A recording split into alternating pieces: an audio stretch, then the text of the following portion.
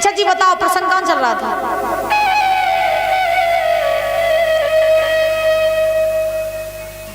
अच्छा अच्छा अच्छा अच्छा ठीक। महाराज सूत जी समझा रहे हैं 88,000 ऋषियों को कि हे ऋषियों, दुशासन द्रौपदी को लेने आया, द्रौपदी ने मना किया मैं नहीं जाऊंगी। दुशासन ने कहा अच्छी तरीके से ले चल रहे हैं, चलो नहीं जाओगी तो जबरदस्ती ले जाना जानते हैं। द्रौपदी समझ गई आज मेरे साथ कुछ ना कुछ अनहोनी होने वाली है। द्रौपदी ने फिर मना किया, बोले मैं नहीं जाऊंगी, तुम यहाँ से चले जाओ दुशासन। तो नहीं मानी द्रौपदी। दुशासन ने द्रौपदी के केस पकड़ लिए दादा, केस पकड़ करके खींच करके ले जाने लगा। द्रौपदी भानुमति से बोली बहन मुझे बचा लो, ये दुशासन मुझे लेकर के जा रहा है, सभा बीच में ले जाएगा मुझे, मेरी इज्जत नहीं बचेगी, आज मुझे बचा लो। रो रही है द्रौपदी। महाराज दुशासन से कह रही है सुन मैं तेरी माँ समान भाभी हूँ, इज्जत अगर मेरी गई तो मेरी नहीं जाएगी बल्कि तेरे सब कुल खानदान की इज्जत जाएगी, 7 पीढ़ियों तक की इज्जत चली जाएगी, छोड़ दे मुझे। द्रौपदी रो रही है। दुशासन केस पकड़े हैं। वो द्रौपदी जिसके रूप को देखने के लिए देवता तरसते थे, आज दादा वो द्रौपदी हस्तिनापुर की गलियों में खिंच रही है, रो रही है द्रौपदी। आज आंखों से आंसू महाराज गिर रहे हैं और बोली हैं कि द्रौपदी महल न रोवे और अखियन से बरसे जाके तीर द्रौपदी।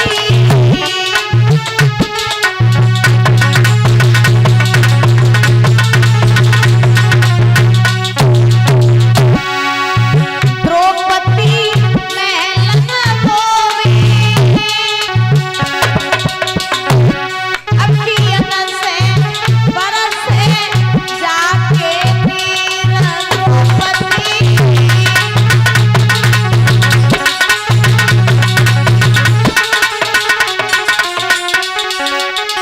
बोली करो मत अपनी मनमानी, द्रौपदी सुनो तुम दुशासन पानी, सुनो तुम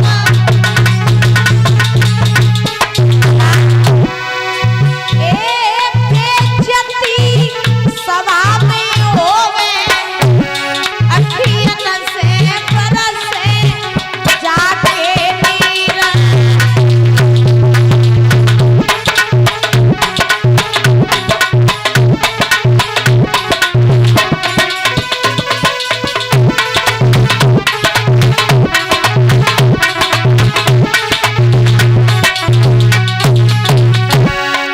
द्रौपदी महल न रोवे अखियन से बरसे जाके तीर द्रौपदी।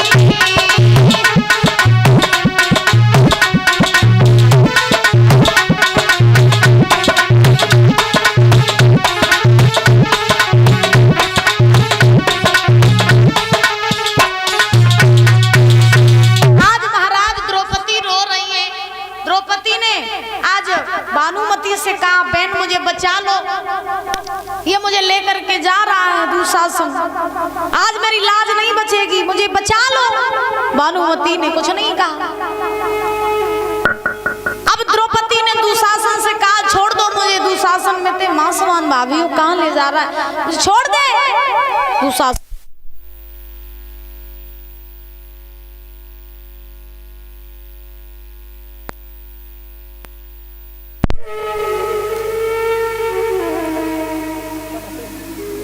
आज नहीं माना। दुशासन खींचता हुआ ले जा रहा है, द्रौपदी केस कस के पकड़े है, ले जा रहा है। तन के वस्त्र फट गए, चूड़ियां टूट गई, श्रृंगार बिगड़ गया।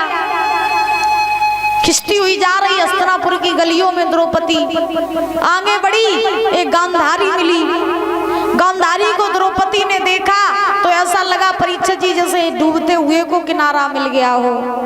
द्रौपदी ने गांधारी से कहा, मैया तेरो लला जी मोई खेचत बहु सभा में ले जाए रहो, अगर आज हम सभा में पहुंच गई तो हमारी बहुत बेइज्जती होगी, अपमान होगा, इज्जत चली जाएगी। मैया अपने लला से कह दे मोई बचाए ले। द्रौपदी रो रही है, कोई महाराज गांधारी ने आवाज नहीं सुनी है द्रौपदी की।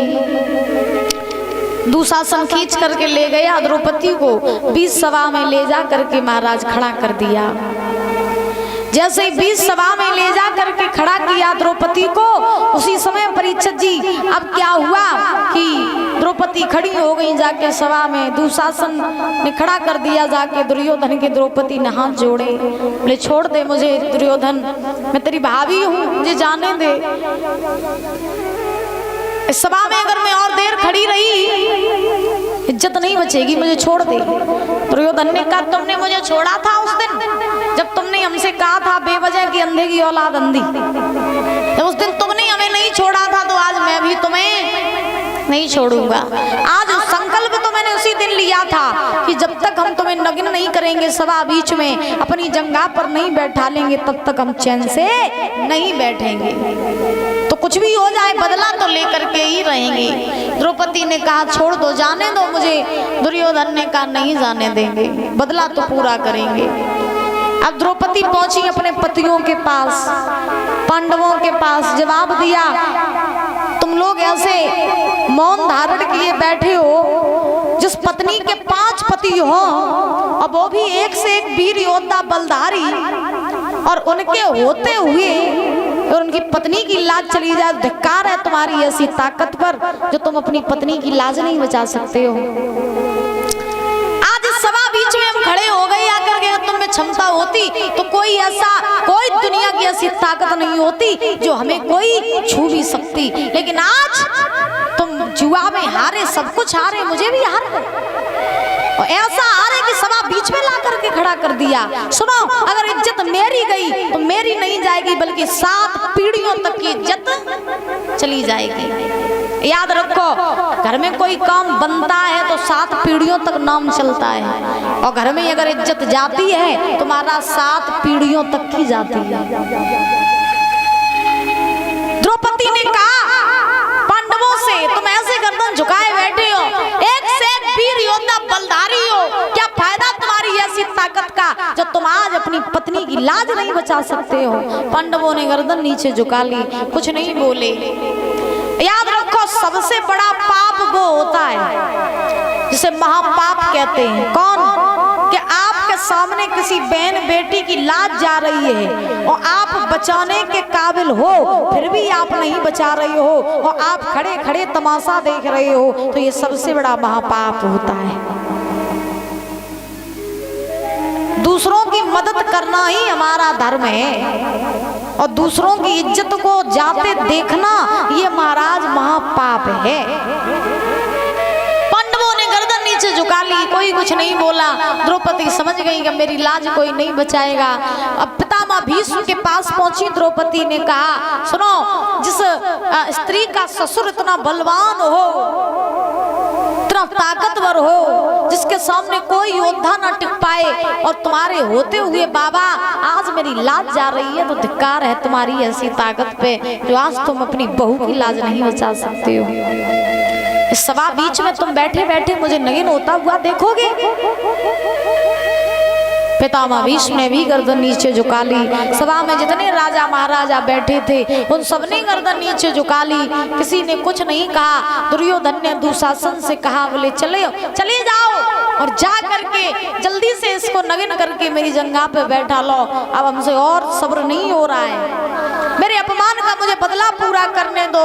दुशासन चला, द्रौपदी की साड़ी को पकड़ लिया, जैसे साड़ी के पल्लू को पकड़ा, कस के साड़ी पकड़ ली द्रौपदी ने, और जैसे कस के साड़ी पकड़ी, महाराज सोच रही है कि कहीं छूट ना जाए साड़ी, उसी समय दुशासन ने जोर से और झटका दिया जैसे ही तैसे ही महाराज साड़ी द्रौपदी के हाथों से छूट गई। अब जैसे से ही साड़ी छूटी, दुशासन साड़ी को खींचने लगा।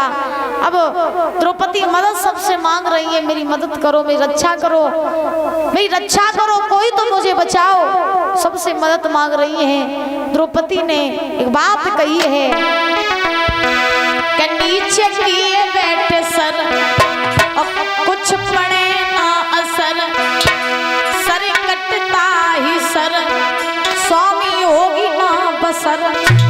क्या मान रहेगा स्वामी सर का, हो साड़ी का पल्लू जब सर का।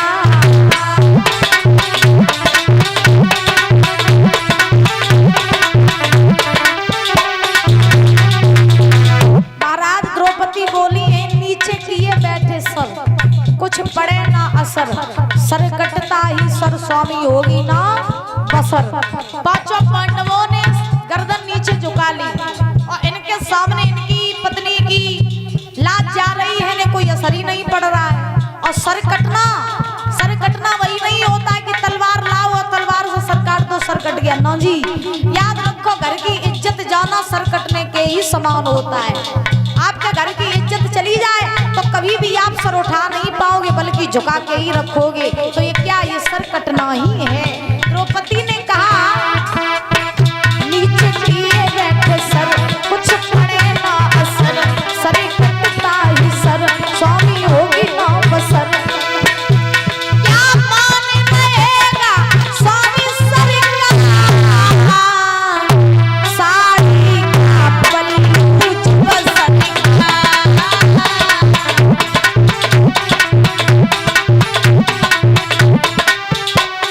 और बोली खींच लाया दुशासन पकड़ में से, और लगन करता सभा में बड़ी देर से। खींच लाया दुशासन पकड़ में से, लगन करता सभा में बड़ी देर से। क्या मान रहेगा स्वामी सर का, हो साड़ी का पल्लू जब सर का, साड़ी का पल्लू जब सर का, साड़ी का पल्लू जब सर का।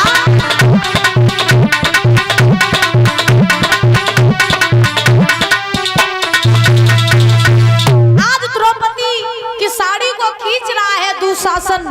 द्रौपदी रो रही है, सबसे मदद मांग रही है, लेकिन दादा उस सभा में कोई ऐसा नहीं है जो द्रौपदी की कोई रक्षा कर सके। इधर भगवान बैठे हैं महाराज अपने धाम में।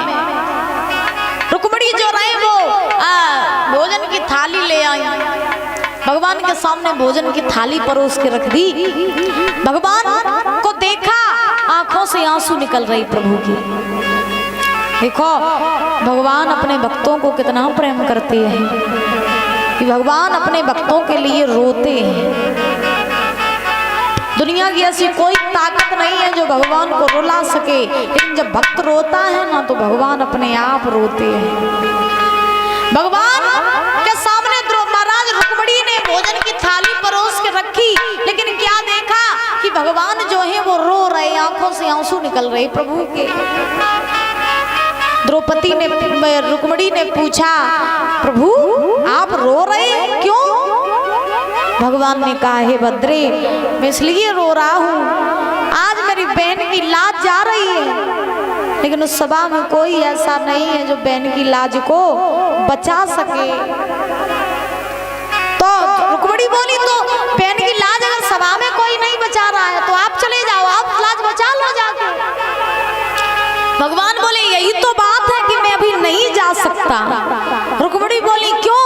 भगवान ने कहा, इसलिए कि अभी बहन दुनिया वालों से मदद मांग रही है, जब वो हमारी मदद मांगेगी, जब वो मुझे बुलाएगी, तब हम दौड़े दौड़े जाएंगे। कष्ट इस बात का है कि बहन की लाज जा रही है तो सबसे मदद मांग रही है, लेकिन मुझे तो अभी वो भूली बैठी है, मुझे तो अभी वो बुला ही नहीं रही है। और मैं यही चाहता हूँ कि वो मुझे एक आवाज दे, मैं दौड़ा दौड़ा जाऊं, लाज बचाऊं जाके, लेकिन वो बुला ही नहीं रही है। भगवान रो रहे। अच्छा, भगवान अपने भक्तों के आश्रय होते हैं। भक्त कहता है कि भगवान हमें बुलाए तब जाए, भगवान कहते हैं भक्त बुलाए हम तब जाए। एक दूसरे के महाराज बैठे एक दूसरे के लिए, भगवान रो रहे हैं, आंखों से आंसू निकल रहे हैं। इधर द्रौपदी सबसे मदद मांग रही है, मेरी कोई मदद करो, मेरी कोई रक्षा करो, कोई तो मुझे बचाओ। जब किसी ने भी मदद नहीं की, आज पांडव गर्दन नीचे झुका के बैठे, पितामह भीष्म गर्दन नीचे झुका के बैठे, कोई नहीं सुन रहा है। इधर अब जब साड़ी खिंचते खिंचते खिंचते खिंचते दादा जब साड़ी का एक छोक रह गया, सिर्फ एक छोक, द्रौपदी ने जब देखा कि अब सिर्फ एक छोक रह गया, अब तो लाज चली ही जाएगी। सो महाराज अब द्रौपदी ने क्या किया, याद आई किसकी, कन्हैया की। द्रौपदी ने अपने दोनों हाथ खड़े कर दिए, साड़ी को छोड़ दिया, कहा कन्हैया अब का मनमानी करवा लियो तो वहीं आई हो। तो हाथ ऊपर खड़े करके साड़ी को छोड़ दिया, हाथ खड़े किए, कन्हैया याद करो बादल की, तो तुम्हारी उंगली कटी थी तब मैंने साड़ी को फाड़ के तुम्हारी उंगली पर बांधी थी, भूल गए तुम? और आज तुम्हारी बहन को तुम्हारी जरूरत है, तुम आ नहीं रहे हो, कब आओगे? कि मनमानी करवा लोगे तभी आओगे? क्या बहन की लाज चली जाएगी तभी आओगे? आज द्रौपदी ने वो बात कही है, अब का मनमानी और करवाओगे मेरे नाथ द्वारिका में, अब का मनमानी करवाओगे मेरे नाथ द्वारिका में।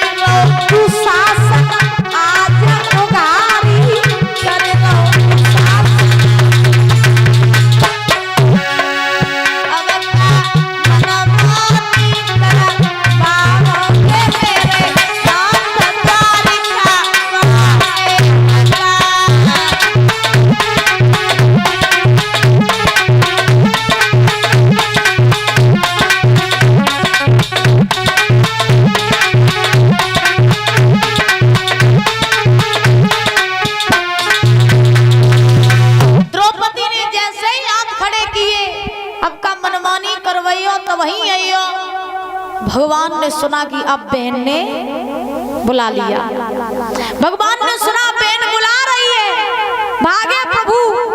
अब जैसे ही भगवान भाग खड़े हुए, नंगे पैर दौड़े प्रभु, गरुड़ आया, गरुड़ ने कहा प्रभु आप मेरी पीठ पे बैठ जाओ और हम आपको छोड़ दें हस्तिनापुर तक। भगवान ने कहा नहीं गरुड़, खुद जाएंगे अपनी बहन की लाज बचाने, आज मुझे तुम पर बिल्कुल भरोसा नहीं है, क्या पता तुमने अगर लेट कर दिया, मुझे जाने में विलंब हो गया, मेरी बहन तो कहीं मुंह दिखाने के लायक ही नहीं बचेगी, मैं खुद जाऊंगा, भाग करके जाऊंगा, लेकिन बहन की लाज बचाऊंगा। जबकि दादा गरुड़ की जो गति है वो मन से भी तेज बताई जाती है, गरुड़ की गति मन से भी तेज, माने अगर जैसे मन आपका भी पंडाल में एक सेकंड नहीं लगता मन पहुंच जाता घर, एक सेकंड नहीं लगता मन पहुंच जाता है महाराज विदेश में, तो मन इधर उधर भागता ही रहता है, उससे भी कई गुना ज्यादा तेज गति गरुड़ की। अब सोचो कि मन एक सेकंड नहीं लगता घर पहुंच जाता, एक सेकंड नहीं लगता यहाँ पहुंच जाता, एक सेकंड नहीं लगता वहां। अब सोचो कि गरुड़ कितना भागते होंगे, कल्पना नहीं की जा सकती है। और भगवान उन गरुड़ पर भरोसा नहीं कर रहे। सोचो भगवान जब अपने भक्तों की रक्षा करते हैं ना, तो फिर वो खुद नंगे पैर दौड़ करके आते हैं। फर्क सिर्फ इतना है कि हम बुला नहीं पाते हैं मन से। जब तक हम बुलाएंगे नहीं तब तक प्रभु आएंगे नहीं। सुदामा ने बुलाया तो भगवान नंगे पैर दौड़े। प्रहलाद जी ने बुलाया तो प्रभु ने नंगे पैर दौड़ करके प्रहलाद जी को बचाया। द्रौपदी ने बुलाया तो नंगे पैर भाग करके हमारे ठाकुर ने द्रौपदी के चीर की रक्षा की। वृंदावन बिहारी लाल की। भगवान भागे, द्रौपदी रो रही है, प्रभु कहाँ हो? कन्हैया लाज बचाओ। भगवान ने कहा बहन मैं आ रहा हूँ, थोड़ा धैर्य रख, मैं आ रहा हूँ। दौड़े प्रभु, दुशासन साड़ी खींच रहा था, भगवान ने जाकर के साड़ी को बढ़ाना प्रारंभ कर दिया। बोले द्वारकाधीश भगवान की। साड़ी को बढ़ाने लगे हमारे प्रभु। दुशासन अब साड़ी को खींचता जा रहा है और भगवान साड़ी को बढ़ाते जा रहे हैं। अब सब इतनी भगवान ने साड़ी बढ़ाई, प्रमाण ये मिला कि हस्तिनापुर में कोने कोने में से भगवान ने वस्त्रों को निकाल लिया, सारे वस्त्र द्रौपदी के चीर में लगा दिए। अब दुशासन साड़ी खींच रहा है, समझ में ही नहीं आ रहा। दुशासन सोचने लगा साड़ी का एक छोक बचाता है, साड़ी बढ़ने कहां से लगी, समझ में नहीं आ रहा है। साड़ी की में नारी है, नारी में साड़ी है, भाई साड़ी नारी है, कुछ समझ में ही नहीं आ रहा है। नारी कहाँ गई, साड़ी कहाँ गई, बड़े सोच में पड़ा है। दुशासन खींचता जा रहा साड़ी, भगवान साड़ी बढ़ाते जा रहे। पछाड़ खा करके गिर पड़ा दुशासन, लेकिन द्रौपदी को नगिन नहीं कर पाया। कहा जाता है ना, हमें चिंता नहीं उनकी, उन्हें चिंता हमारी है, और हमारा तो रक्षक सुदर्शन चक्रधारी है। जिसका रक्षक भगवान बैठा हो उसका दुनिया में कभी न अनिष्ट हो सकता है और न दुनिया में कोई उसका बुरा कर सकता है। जिसका रक्षक भगवान हो, लेकिन रक्षक भगवान ऐसा ही नहीं बन जाइए कि तुम घर बैठी हो और भगवान को बुलाए रही नहीं हो, तुम जब सोचो कि भगवान रक्षा कर रहे तुम्हारी, तो ऐसे थोड़ी नहीं रक्षा करेंगे। जब तक भाई सच्चे दिल से बुलाओगी नहीं तब तक भगवान कैसे आएंगे। बुलाने का भी भाव होना चाहिए। अब ऐसा नहीं है कि तुम मुख से कर रहे राम राम राम राम राम राम भगवान आ जाओ आ जाओ आ जाओ, हैं? और मन में क्या कह रहे कि पड़ोसी मत जा दो तो मेरे सम्मान की हो जाती है। हाँ, अब मुख से तुम कह रहे प्रभु आ जाओ आ जाओ आ जाओ, अब मन में कुछ और चल रहा है। ऐसे थोड़ी ना प्रभु आते। भगवान तो तब आते हैं जब मन भी शुद्ध, मुख भी शुद्ध, तब प्रभु आते हैं। अब देखो क्या हुआ, भगवान ने साड़ी को बढ़ाया, दुशासन पछाड़ खा के गिर पड़ा, दुर्योधन पछाड़ खा के गिर पड़ा, लेकिन काहू ने द्रौपदी को नगिन नहीं कर पाया। भगवान आए, द्रौपदी ने देखा कन्हैया ने मेरी रक्षा की। अब द्रौपदी ने पता भगवान से एक प्रश्न किया, कन्हैया तुम सब जानते थे तन की जाने मन की जाने जाने चित्त की चोरी, और बाप प्रभु से कहा छुपी जगह हाथ जगत की डोरी। कन्हैया तुम सब जानते थे मेरी लाज जाएगी, तो तुम पहले ही आ जाते तो हमारी ये दशा ना होती।